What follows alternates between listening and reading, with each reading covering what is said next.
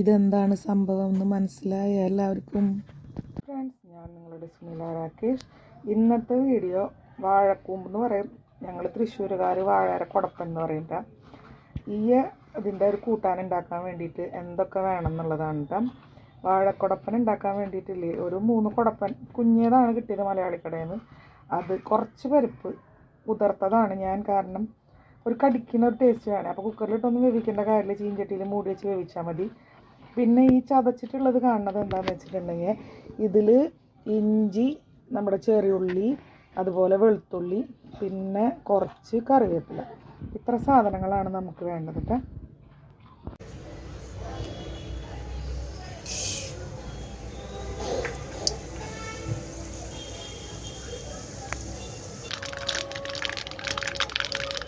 കടുക് പൊട്ടുമ്പോൾ ഇടും. കടുക് പൊട്ടിയതിന് ശേഷമല്ലേ നമ്മൾ കുറച്ച് ജീരകത്ത് പിന്നെ ചതച്ച് വെച്ചിട്ടുള്ള സാധനങ്ങളൊക്കെ ഇട്ട് കൊടുക്കാട്ടോ. അപ്പോൾ ചതച്ച് വെച്ചിട്ടുള്ള സാധനങ്ങൾ വേഗം വാടി കിട്ടാൻ വേണ്ടി കുറച്ച് ഉപ്പിട്ട് കൊടുക്കാം.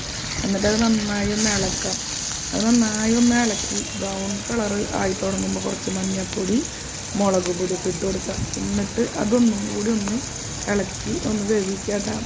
മുളക് പൊടി ഇത്തിരി കുറഞ്ഞപ്പോൾ ഇത്തിരി കൂടി ഇട്ട് കൊടുത്തതാണ്. അത് കഴിഞ്ഞത് പരിപ്പ് ഇട്ട് കൊടുത്തുട്ടാ. പരിപ്പ് നമ്മൾ കഴുകി കുതിർത്ത് വയ്ക്കുമ്പോൾ പകുതി വെന്ത് കിട്ടിയതിന് സാധനം വെന്തെല്ലൊരു ഇതായി കുതിർന്നതല്ല. അത് കഴിയുമ്പോൾ കുറച്ച് നേരം മൂടി വെച്ച് കഴിഞ്ഞിട്ട് നമ്മുടെ ഈ വാഴക്കൂമ്പ് അരിഞ്ഞിട്ട് കൊടുക്കുക. കൂട്ടാൻ റെഡിയായി. എൻ്റെ ഈ വീഡിയോ എൻ്റെ ഫ്രണ്ട്സിനൊക്കെ ഇഷ്ടപ്പെട്ടാൽ ലൈക്ക് ചെയ്യുക, കമൻറ്റ് ചെയ്യുക. സബ്സ്ക്രൈബ് ചെയ്യാത്ത ഫ്രണ്ട്സ് ഉണ്ടെങ്കിൽ എൻ്റെ ചാനൽ സബ്സ്ക്രൈബ് ചെയ്യുക.